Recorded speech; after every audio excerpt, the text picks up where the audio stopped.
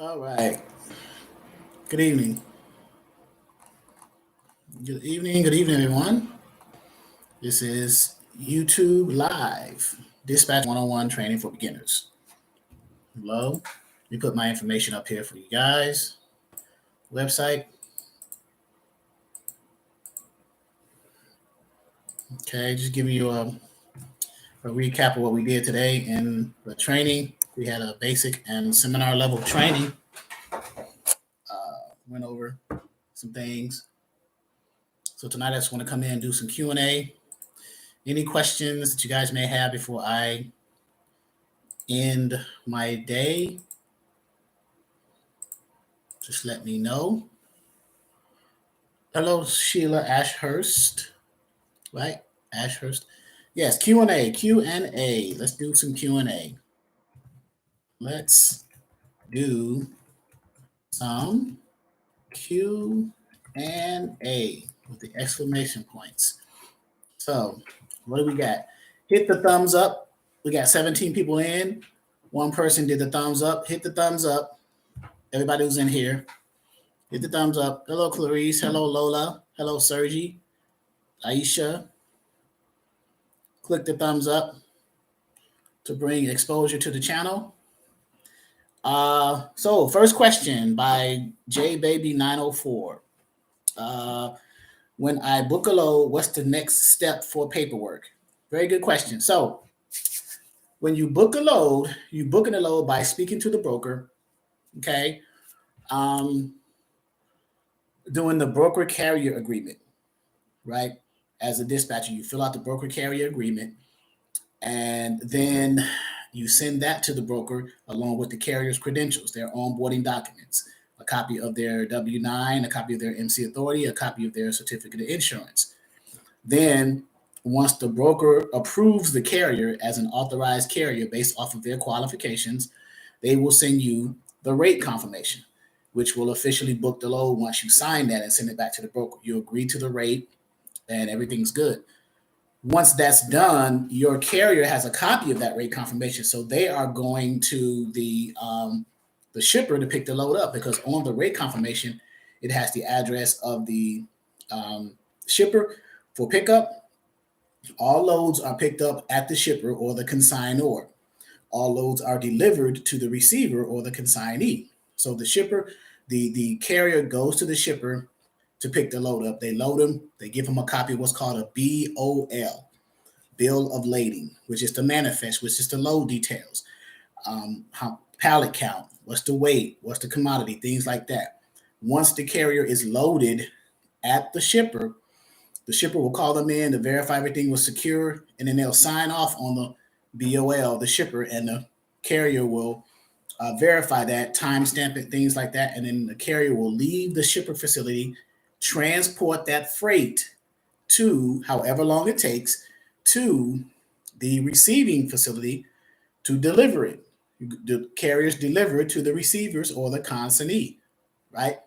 They get to the receivers to deliver, offload it. The receivers call them in to verify everything was in good condition, nothing was damaged as it was when it was picked up at the shipper.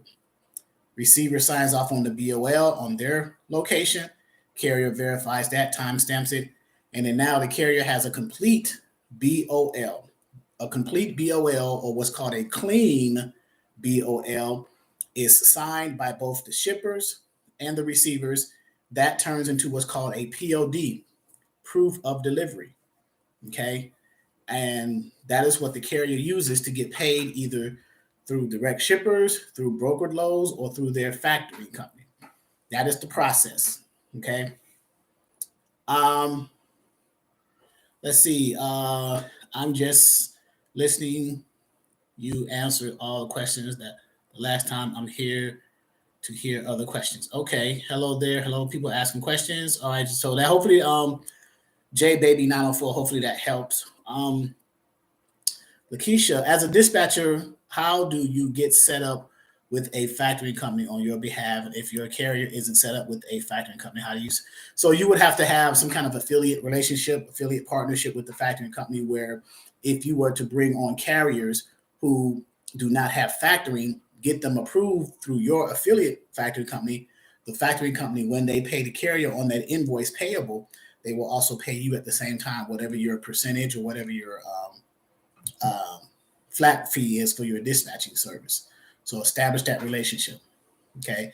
We have one on our training portal that we use for factoring for carriers as well. And they pay the dispatchers when they pay the carriers. Okay. Pleasant evening to everyone. Okay, Clarice. My internet started messing up earlier today. Is there a way that I can go back and watch the training from today? So, Clarice Ford, if you are an ongoing member, Clarice Ford, then I would say yes. You have access to the members portal, the training, the video library, so you will be able to access that. If you are not, then you won't. If you came in the seminar, let me double check. Then you will be able to. But if you are a member of our portal, our training portal, then yes, you can. So yeah, if you are a member, you say yes, I am. So you will be able to access it through our. Matter of fact, I can put the link right here for anyone who's on here who is a member to the training videos library, and you'll be able to access the recorded videos, because I've already converted it and formatted it for the back office, for the members portal. So, and I will definitely put that on here now as it's loading. Video library, training videos. So if you try to access this and you're not a member, you won't be able to. But there's the link. Okay. Lola said, I just got a carrier with a PO, which is a power only. Any advice on booking loads or any specifications to set the equipment type? And what's the best rate for power onlys? $2 on average a mile. The advice for power onlys is you look them up on the load boards based off of that equipment type, power onlys. The type of loads can be towaways, loadouts, dropping hooks. You can do container work at the ports. You can grab other people's trailers and take them to and from locations. So you have options there. I'm just curious on what is my role while the load is en route. So your role, once you book a load for your carrier and that load he or she has picked that up from the shipper and they're en route to deliver, you should be working on their next load, because they're going to get to the receiver at a certain point in time. So you would need to find them a load that's either a reload at the receiver they're delivering to, or something close by within 50 to 100 mile radius coming out of that area, going elsewhere, either back to where they came from or elsewhere, depending on where they want to go according to their profile, their carrier profile. Okay. As a new independent dispatching, still searching for carriers, do I need to get access to that power load board or not yet? There are other resources before you create expense for yourself outside of DAT. The DAT power, you can have the DAT directory. You can use 123 load boards. They have a search directory there. You can use Trucking Planet. They have a search directory there for carriers. So there's a bunch. Okay.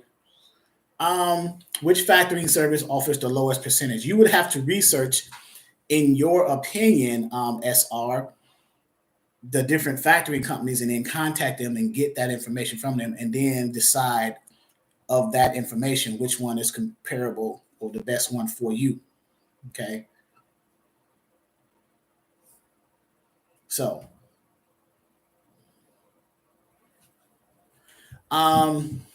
let's see, Clarice, I wanted to know if there are any samples of the dispatcher agreements already filled in as a sample, so I would know how to fill it out. There are no filled out samples. We just have the templates, and you just simply take the Word document, Clarice, and replace the information that says dispatcher/dispatch company with the name of your company.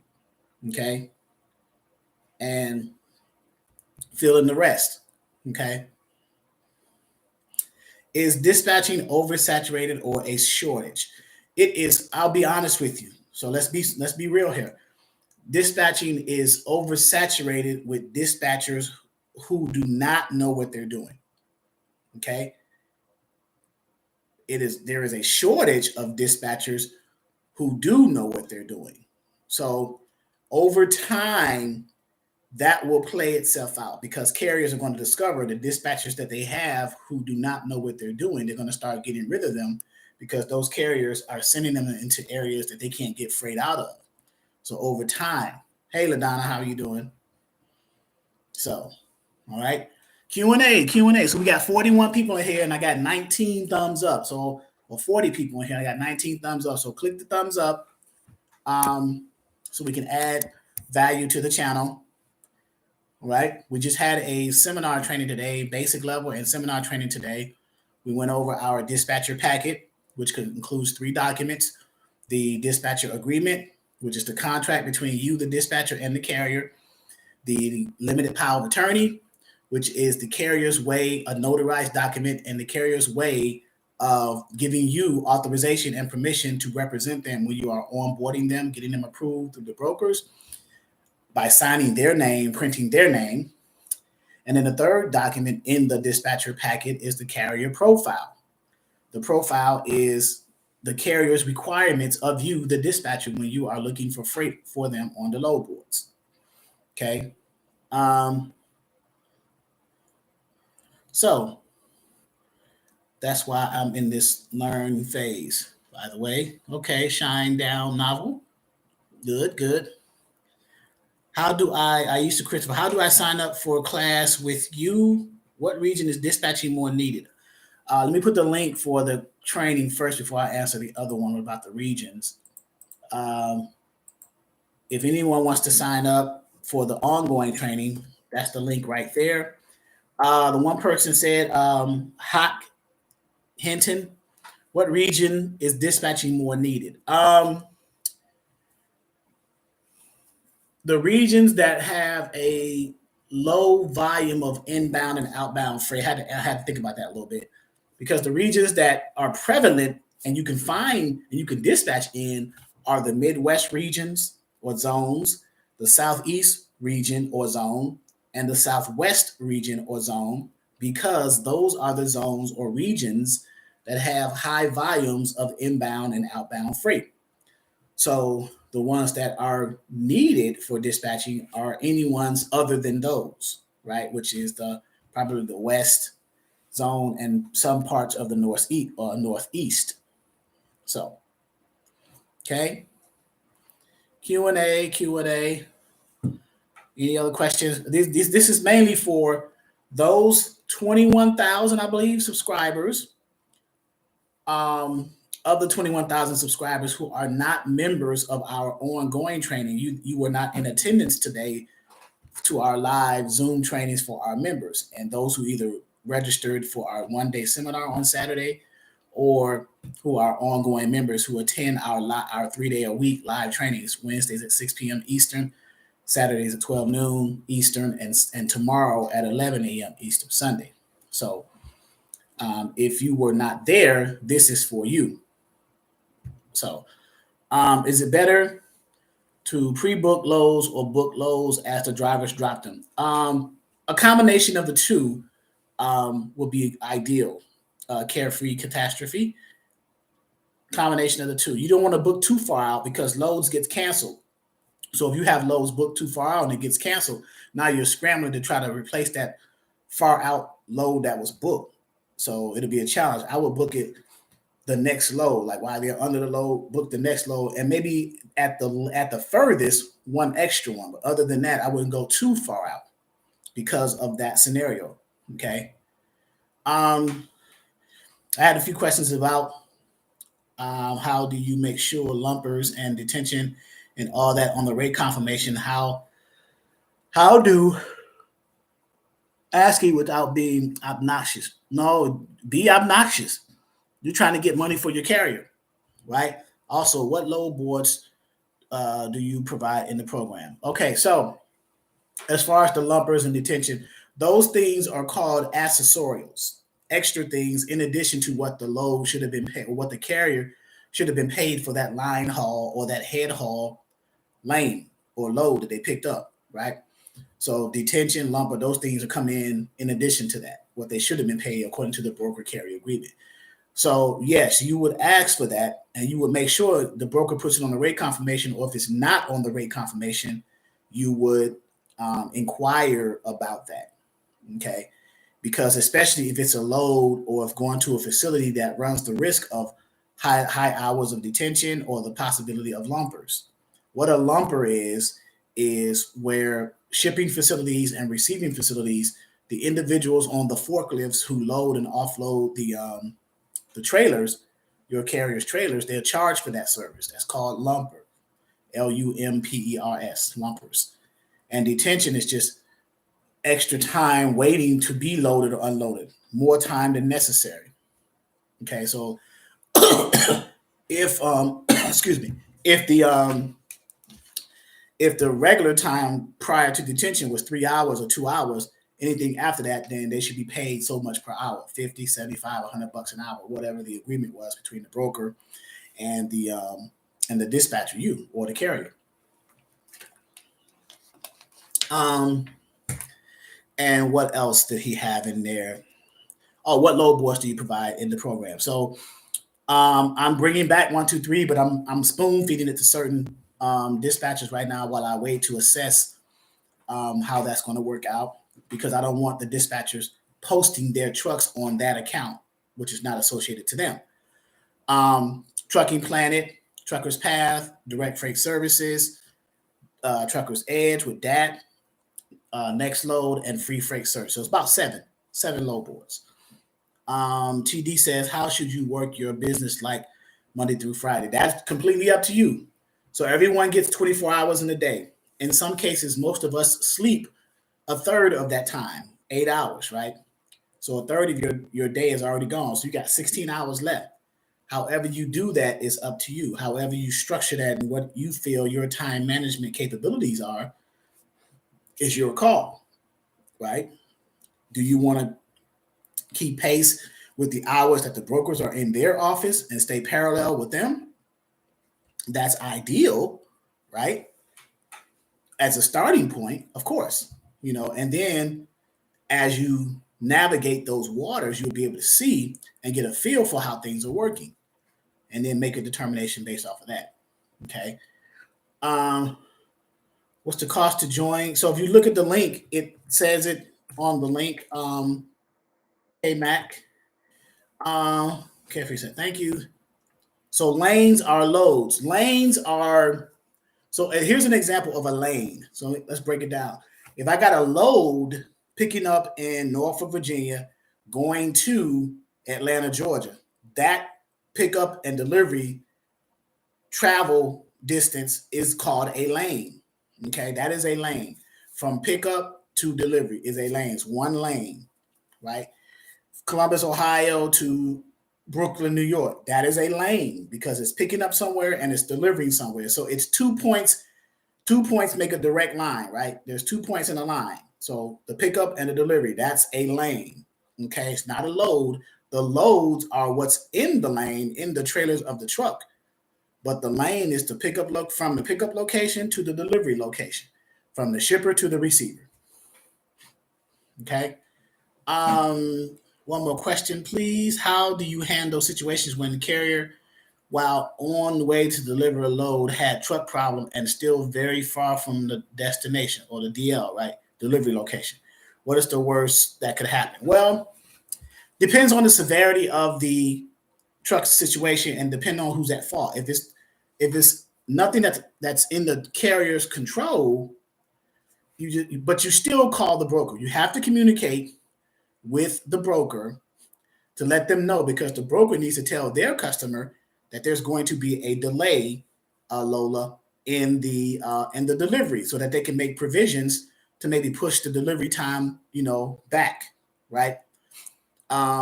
If there's no communication, how from the dispatcher or carrier to the broker, how is the broker supposed to know that there is an issue or a delay? The broker is still expecting an on-time delivery.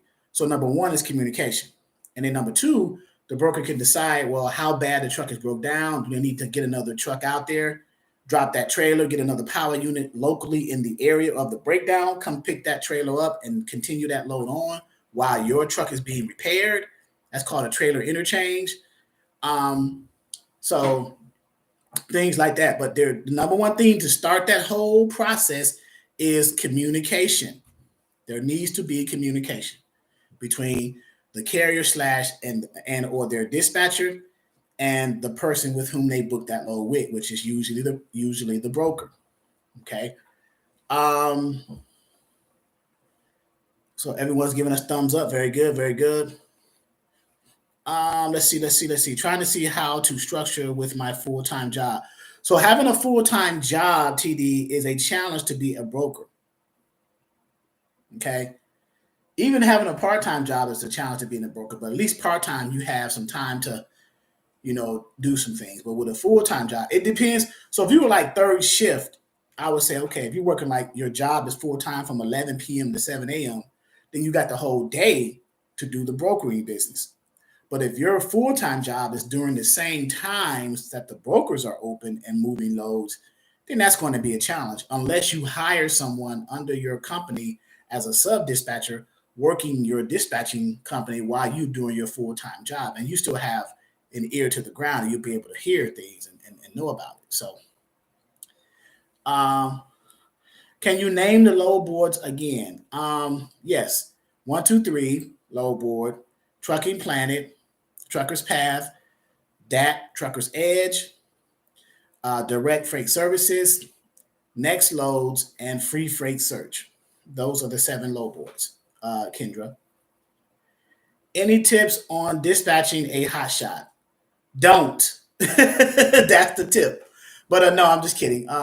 So hotshots are specialized equipment types, Kendra.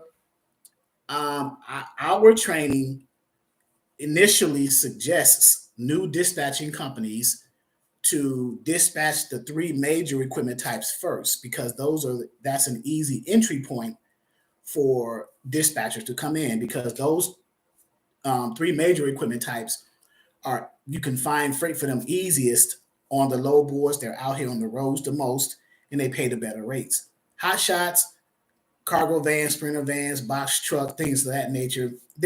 Although you can dispatch for them, they are a challenge because they're specialized equipment types. Okay. So I'm not saying you can't do it. I'm just saying it's going to be more of a challenge as opposed to the 3 major equipment types, which are the 53-foot dry vans, the 53-foot refrigerated trailers, what we call reefers, or the 48 to 53-foot flatbeds.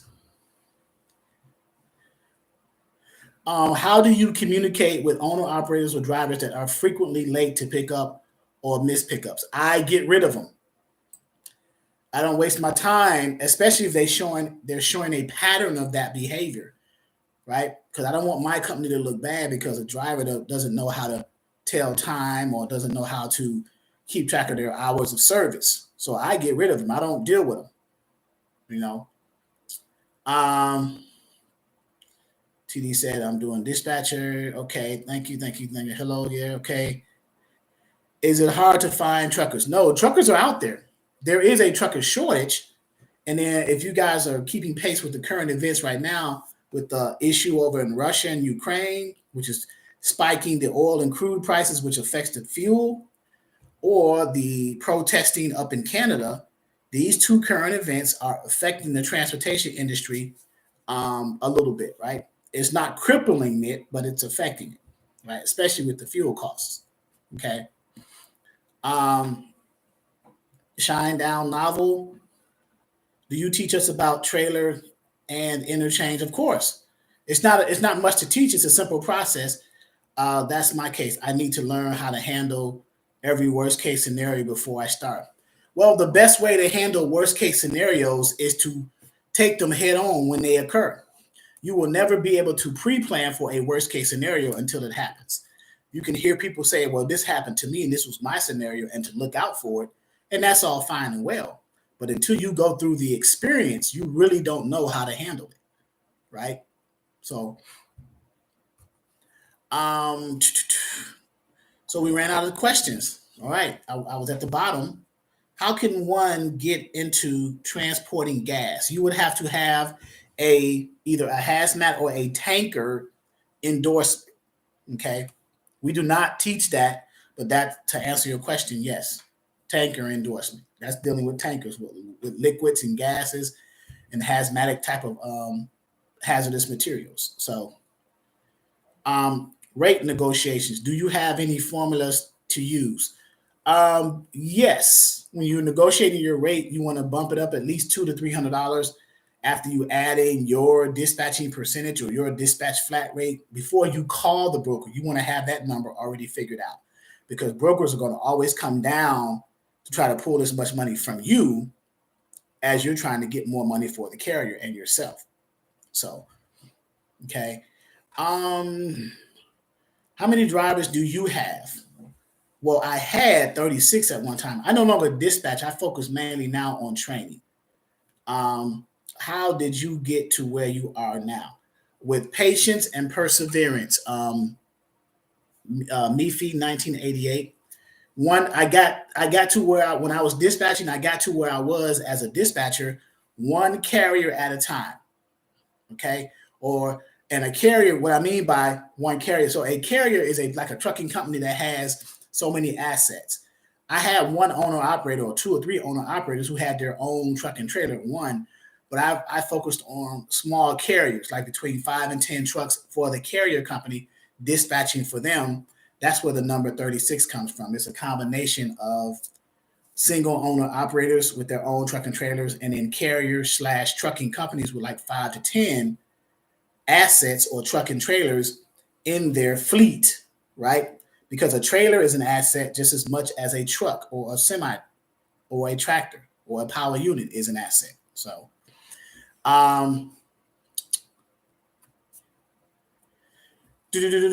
E-carrier check. What's up? I'm assuming that's Jared or Nate or Trevor. So,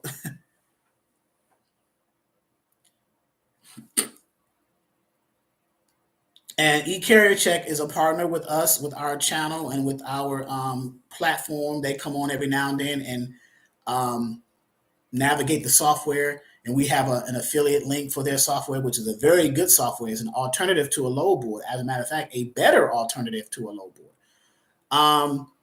Thank you. Was it extremely hard in the beginning? Everything that you start new, Mifi 1988, is extremely hard because you don't know anything about the industry. If you come into an industry new, not knowing anything about it, then that's going to be a challenge. Number one thing is the challenge, and then there's a fear factor, right? Getting over that fear of making the mistakes. So to get over the fear of making the mistakes is just to take them head on and deal with them when they happen. There's no any way around it, right? So, what are the best load boards for box trucks? Select this and My Virtual Fleet, and then the version of that where you can actually search for the features on the load board for a box truck. Your length will be 26. Your weight will be 10,000. If you're non-CDL, about 13 if you are CDL, right? And then you can search it under the van category or SB. There's different search criteria on the load board, so I would have to show it to you. Is texting drivers as effective as calling them? Yes, texting, emails. So drivers look at their phones all the time because they have apps on their phone. They're going to the load boards. They have load board apps. They have tracking apps. They have ELD apps. So they're looking at their phone. So yes. Tyra, hello, do you think teaching how to become a dispatcher could be taught in one day? No. And anyone who says that is lying to you. So we might as well get that out the way right now. You cannot learn how to be a dispatcher in one day. I don't care if you do the whole 24 hours in a day. You cannot be a dispatcher in one day. It's not going to happen. If that's an unrealistic assumption, okay? Because there's too many variables that's involved in dispatching. It will never happen in one day. It will never happen in 1 week. It will never happen in 1 month. That's why my training is ongoing for up to a year. My logic is it shouldn't take you a year to do it, but I've allotted that amount of time. So now you can spread your knowledge at your own pace across that time spectrum. So, um, what's up, O'Connor? I remember the name O'Connor. I was trying to remember. Are you the carrier? O'Connor, Island Trucker. I believe so. If I ever get in a bind, can I call you personally if I'm in your program to help me out? Of course, I'm a perfectionist. If there are students who are members of our ongoing training that are listening in this live now, let Shine Down Novel know how transparent and easy it is to get a hold of me, right? This is my cell number right here, or my cell phone right here, but my cell number is, as a matter of fact, I can type my number in right now and you can dial it. And in this live, I will definitely pick it up, right? So, um, any tips for cold calling? Attack cold calls head on, Darren B. Vet out before you call a carrier. Make sure that they are in the category of the type of carrier that you want to call, or that they're not part of the brokerage. That there's other things you want to look up just before you call, so that you're not wasting your time and kicking your heels, right? So, Kendra Colbert, do you suggest a weekly base in addition to your percentage, or completely commission based? That is up to you. If that's economically feasible for your dispatching company, Kendra, then by all means take advantage of it. Okay, but look at the numbers and look at the scenarios before you make that decision. All right. Thank you. You're welcome, Mefi 1988. Thank you. Should we, as dispatchers, have the tracking apps as well? You can, but most brokers are going to track the carriers that are under the loads of the brokerage through like GPS tracking software like MacroPoint or like Keep Trucking or anything like that. Okay. Um, Going through the questions. Hey, if my carrier has a factoring company, do I invoice the carrier or the factoring company? The carrier is going to invoice the factoring company. If you are invoicing for your carrier, then yes, you will invoice the factoring company because the carrier is set up with factoring, invoice factoring. They are factoring those invoice payables, those receivables. Okay. I missed the names of the box truck and sprinter van load boards. Select this. I'll type it in here. Select this and my virtual. And I apologize because I didn't do it before. My virtual fleet. So if you Google those, you'll be able to come across. Okay. Let's see. Char said, I taught myself to dispatch in 1 week. I've been dispatching ever since, but I come from a real estate background, so this is much easier to me. Yeah, real estate is, I'll leave it at that. Let's see, scrolling down the questions. Selectors is all bids. Yeah, Selectors and my virtual fleet are bid type of load boards for the specialty equipment types, dry vans, box trucks, sprinter vans, and cargo vans. So people need to know that before paying that hefty monthly fee, you can be on there for months and not get loads. Yeah, Selectors is very stringent. My virtual fleet is a minion version of that. The way you win the bid is the availability of your carrier. You may have two people who are bidding, have the same bid rates, but the carrier that's closest to pick up the load at the shipper is the one that wins the bid. So yes, that's a great point, Char.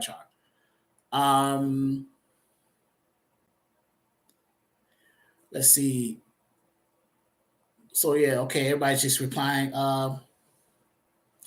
Kendra said, been waiting for a live for a while, so asking all the questions. Yes, I'm in your area. I run the port. I took your training back in about 2018.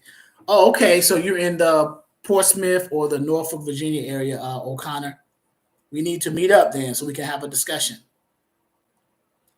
Felicia Mary, hey, I'm in Central Florida. Is there any way to do dispatching from Florida. I don't see why not. I know it's hard to get loads out of Florida. You can come into Florida at a good rate, but it's a challenge to getting out and still do well. I've heard some negative things. Okay. All right. It's awesome to get in touch with. I've contacted him several times. Thanks, Adana. Kudos. Okay.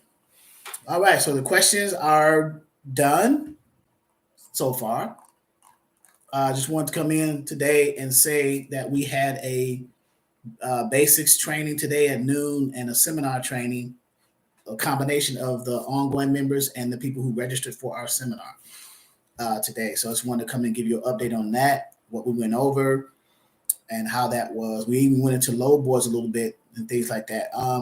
Should dispatchers be responsible for weather updates or booking based on weather, or is that the responsibility of the driver? I think that's a partnership, but if you're going to be dispatching for a carrier, sending them to areas that have conditions like weather, snow, things of that nature, then yes, you want to be updated on the weather conditions. Keep a link or a bookmark on your browser on the website of the National Weather Service. So when you're sending carriers to certain areas, you will know the conditions and then they will know what to expect, right? But during those types of seasons, when I was dispatching, I try to keep carriers away from that stuff. Like I keep them more in the South during the winter seasons, Southeast and Texas. And then when the spring came around, I sent them back to the Midwest region and the Northeast. So, you got to kind of play it like that a little bit. If I have some questions for you, can I reach out to you? I've joined your training course recently. Yes, of course. The order of operation as far as contacting me, text, email, and then phone. And I will put that here, text, email, and then phone. I would prefer that. It's more efficient for me to do that because I have a volume of people reaching out to me. So it's just more effective and efficient for me to do it that way. Nothing against you guys. It's just it's more effective for me. Hi, Kathy Bryan had a question. If you have a carrier that is not truthful with you, do you need to let them go? Yes. Yep, that's an easy question. Latrice Lindsay, hi, and I are in another class. And yes, he will answer his phone. I'm assuming, Latrice, you guys are in the broker side. Type your 7 load boards, please. Okay, can you explain fitness and non-fitness? So the fitness and non-fitness comes from the SAFER website. SAFER is an acronym. It stands for Safety and Fitness Electronic Record. So I'm explaining that while I type the 7 load boards as well. The fitness type of carriers, or the fitness category, defines the type of carriers that most dispatchers, especially new dispatchers, are targeting, namely the common carriers of property except household goods. They fall in the fitness category. So as long as you are aware of the difference between the fitness and non-fitness, and you target the fitness type that is classified as a common motor carrier of property except household goods, who is interstate as opposed to intrastate. Interstate means they can cross state lines and go all over the country. Intrastate means that they can move their truck within their domicile state's boundaries. Okay.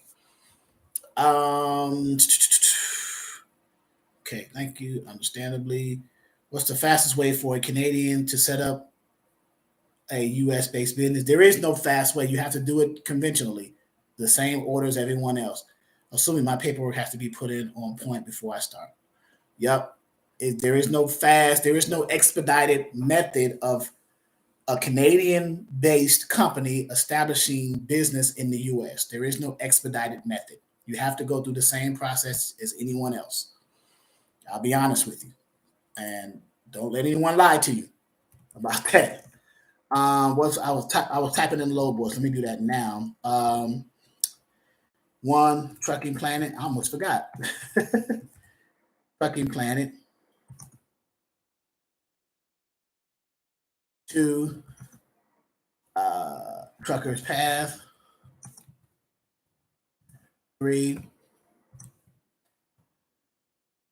a comma or a period? that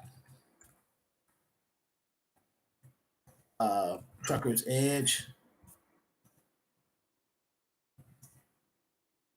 So as I'm typing these in, I'm looking at the questions too, excuse me. 4, direct freight services.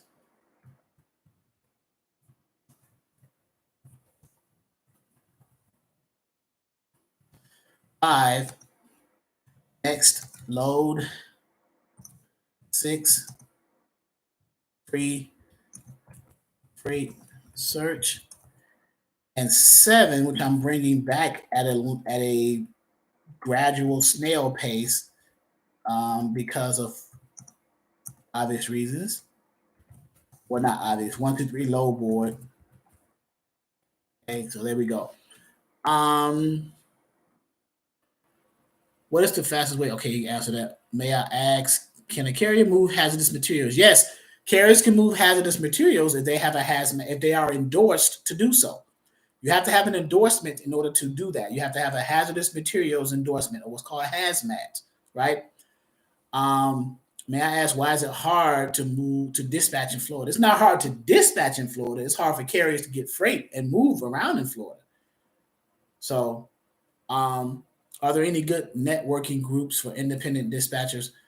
Was trained by an owner operator and then referral based from there. Not sure how to make the best industry connections. We have 2 Facebook groups. One's called Dispatcher 101, right? Training for beginners. That's our general dispatcher group. The other one, which is for the not to do it. Okay. I would recommend separate the two, create 2 separate entities to do dispatching and brokering under. Okay. How can I get carrier dispatch forms? Well, if you are, I don't know, Andra Dunn, if you are a member of our members portal, if you are an ongoing member, we have them in our portal, our templates and forms. If you are not, you can be able to purchase the starter kit. I can put that link there. The training materials only at $99. Also, but if you are a member, that's included. So, can a dispatcher dispatch for a carrier in a different state? Of course, dispatch for carriers all in a number of states. You know, you don't have to dispatch for the carrier in the state that you live in for that carrier. You can dispatch for all over the country.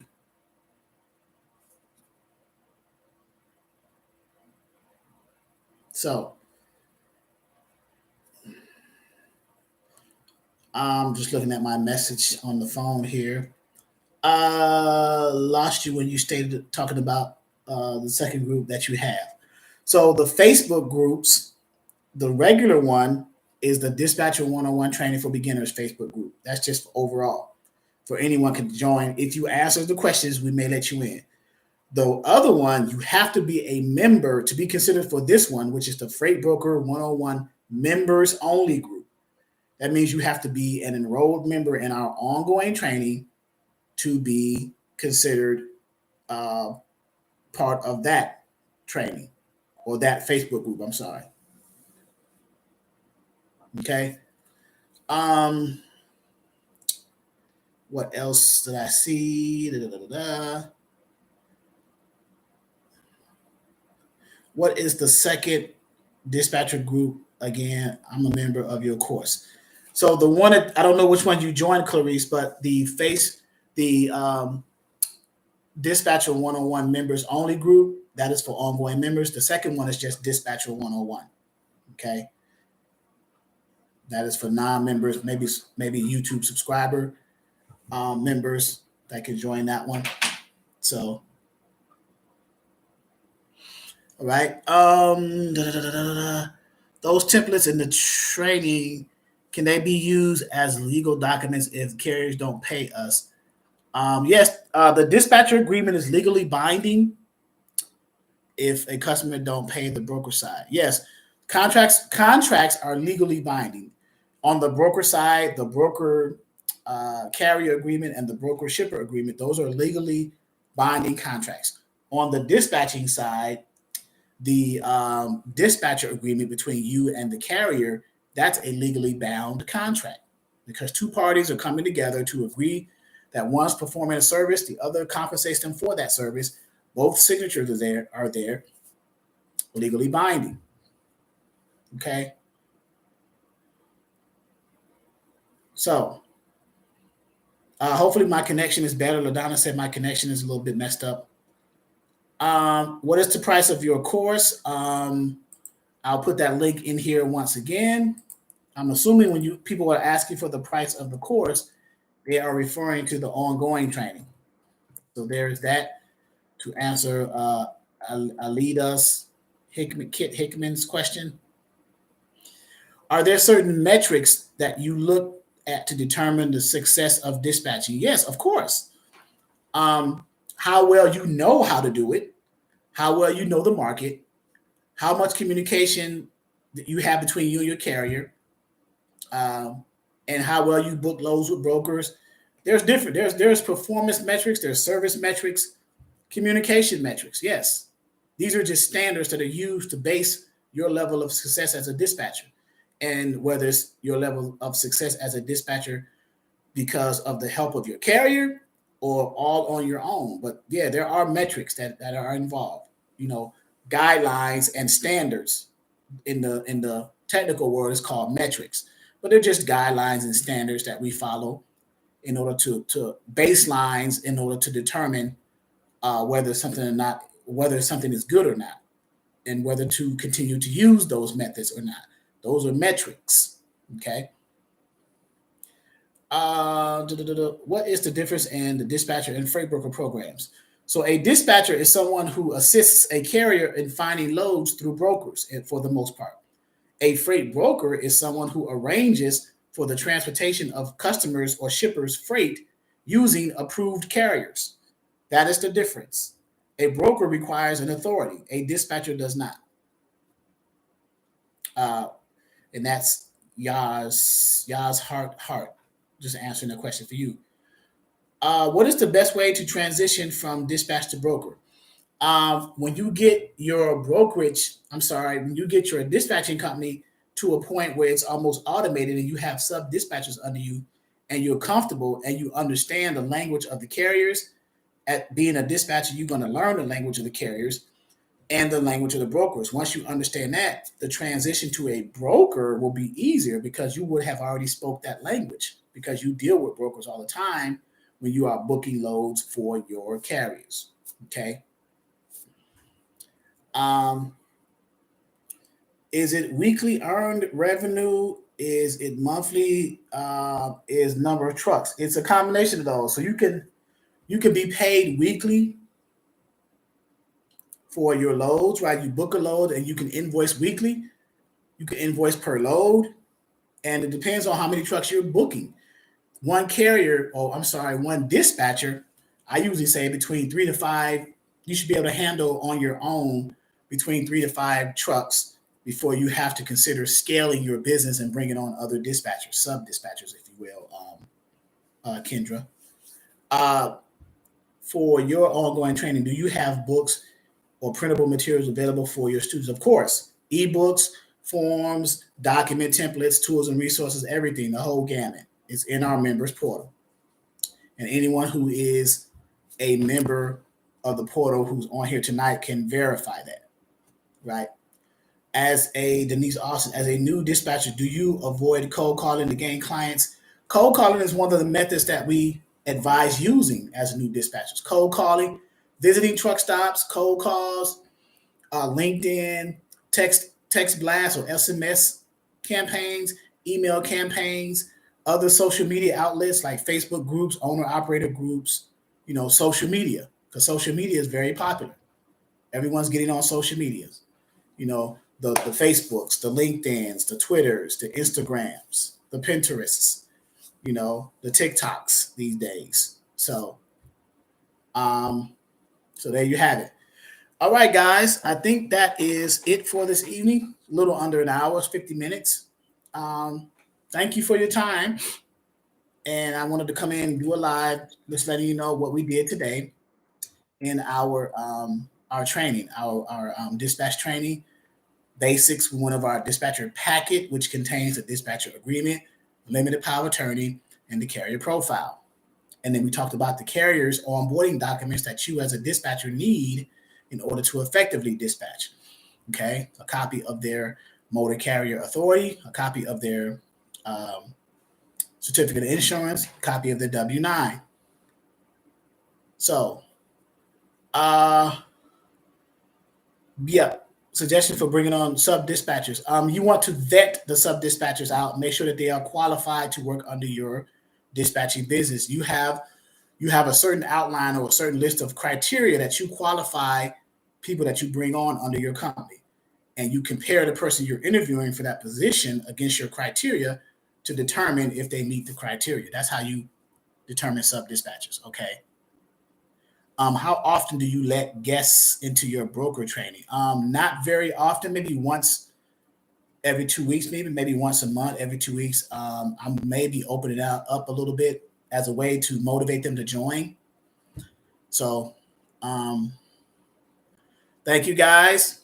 Have a great weekend for those who are going to be in the training tomorrow. I believe LaDonna, Treve, and Shantae will be in on the cold calling side. I will stick my head in there and disrupt it a little bit, but that's the ladies' training tomorrow. So they've been doing it for the past, I guess, month now. It's been 4 weeks. So doing the cold calls where they get you guys to call carriers live on the phone to break that fear, right? Call them right there and go over that, right? So, all right. Thank you guys. Have a good night. Thank you for subscribing to the channel. Hopefully the content is good. Thank you for the thumbs up. Helps with the algorithm. So, and then for those of you who are not members, but who are subscribers to the YouTube channel, but are not members of the ongoing training, 20,000, 21,000, this is for you. Consider it. If you are entertaining the transportation industry from the dispatching side, look us up. Give us a try. So, all right, guys. Thank you. Have a good weekend. Enjoy your evening. Is there still time for that training tomorrow? What training are you referring to, Denise? I'm not sure. We're having training for the members tomorrow at 11 a.m., the ongoing members, and the cold calling. They're doing cold calling as they've done for the past 4 weeks. So, okay. All right, guys. Have a good evening.